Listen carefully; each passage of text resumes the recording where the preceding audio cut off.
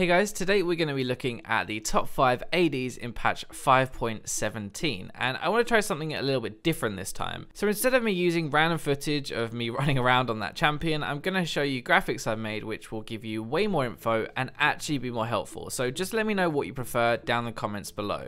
So first up is going to be Kalista. Now she has a great lane phase, like that is the biggest thing about her. She is a really good lane bully, and even with her nerf this patch, she is still doing insane damage. A lot of that insane damage does actually come from the W passive, and even though that was nerfed, it still does 10% damage, which is insane, and you can just proc it with your Q from range as well. One of the biggest things with Kalista is obviously her passive, where she hops around all the time. That makes her really good at chasing and kiting people, and that strong early game that she has goes into a really strong mid game as well. The ultimate can save your support if they go walkies and they get in some trouble. It can pill for you, it can engage for you. It's just a really good utility spell. Now Kalista's item build is very different, and it's a good thing and a bad thing. So the good thing is that you have double lifesteal. You have your Bloodthirster and your Blade the Ruined King, which means you're very hard to kill combined with your kiting, because you're just going to heal everything back up. A lot of that is actually with your runins as well. Like, even though you have double lifesteal, you're going to be AoE healing with that runins. It's just crazy. The downside to that build is that you have a pretty bad late game. Like, you have no crit in that build at all, and you don't really have any AD scaling either. Another thing with Kalista that means she's kind of down here is that she has no burst damage. Like, if you're in a burst matchup against a mid laner, for example, you're always going to lose because they'll just one-shot you and you can't do any quick damage.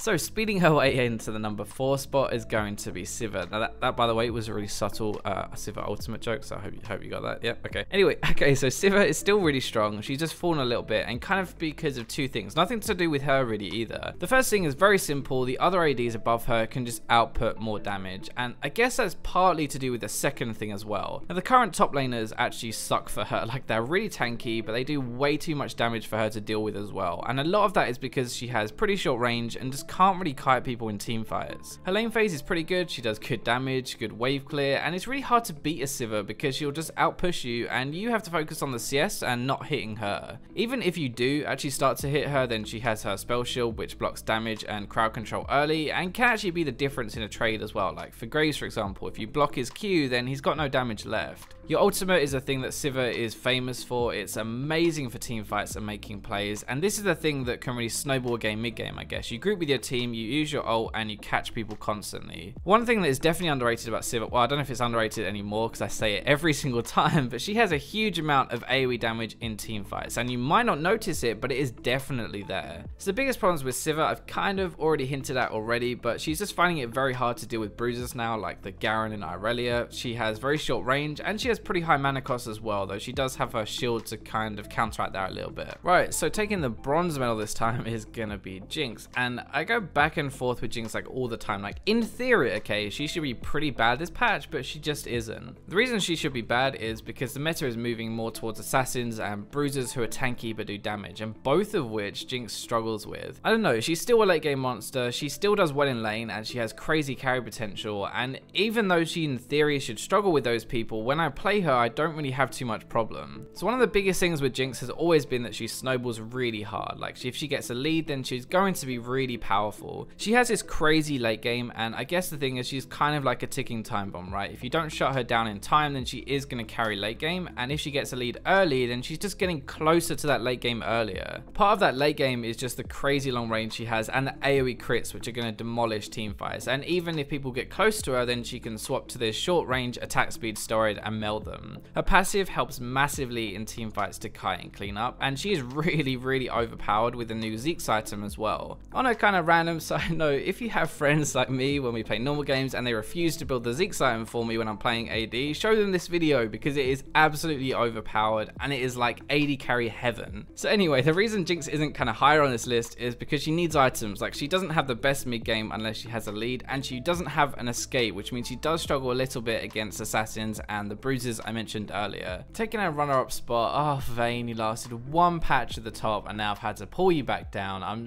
actually so sad right now. Now, despite being my favorite champion, despite me being a little bit biased, the number 1 on this list just beats her in almost every way, so there's no way I can put her first. Vayne's lane phase is okay, it's better than people think. You can play aggressive, you can play defensive, and you still do well in both as well. Her mid game is actually pretty strong with her W, her ultimate, and her tumble, and you just get stronger and stronger as the game goes on. The big thing with Vayne has always been her silver bolts. It shreds tanks, but you also shred squishy targets as well with your tumble. This is actually a really good thing because it means that you're very strong 1v1, like you are a great duelist, and even if you get behind the enemy AD carry, if you ever find them alone, you're probably going to come out on top and actually win there. The reason I love Vayne so much, and the reason she is a top AD right now, is because she can carry a game basically by herself. If you're good enough with her, if you make the right plays, she has all the tools you need. Now obviously she isn't just a god with no weaknesses, she has pretty short range and you have to really get stuck in to do damage. A lot of that as well is that she's single target, like she has no ability damage, so if you aren't in range to auto attack, then you literally do nothing. So at number 1 spot, Tristana, and Tristana is actually like my second favorite champion, so it didn't really hurt me that much to knock Vayne off the top spot. But yeah, Tristana is just like an all-round monster right now. She has a good lane phase, good damage with her E, and all in with her jump, but she can also use those things defensively, like her E can be used to wave clear and she can jump away. She is amazing at destroying towers with her E, probably even better at Jinx as well, and you can get that pretty early into the lane phase. She gets reset, similar to Jinx. It's great for team fighting, it's great for jumping away or jumping into people to get like the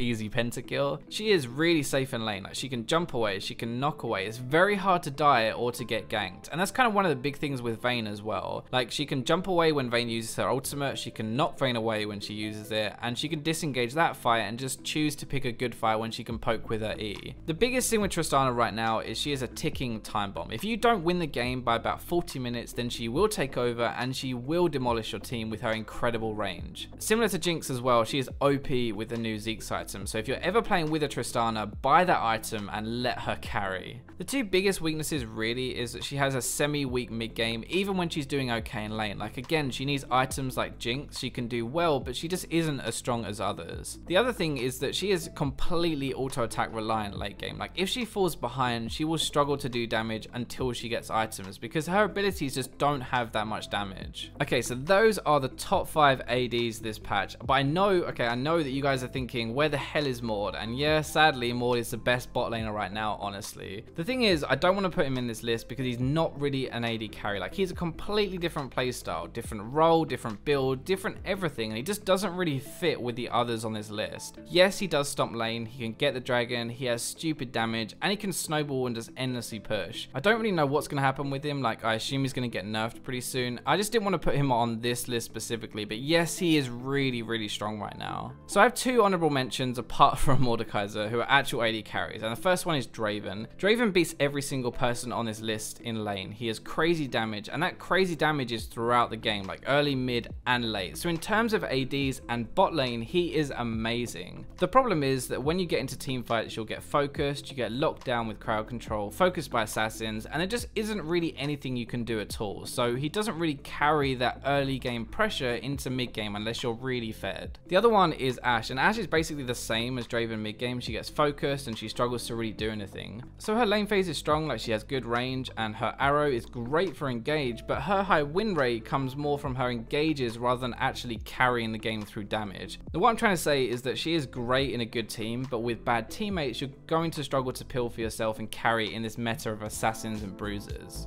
So that wraps up my top 5 ADs this patch, and I hope you guys enjoyed the video. Please let me know what you think about the new graphic style rather than the footage. I think you'll probably learn more, but it might not be as nice to watch, I guess. But anyway, as always, I'll catch you in my next video.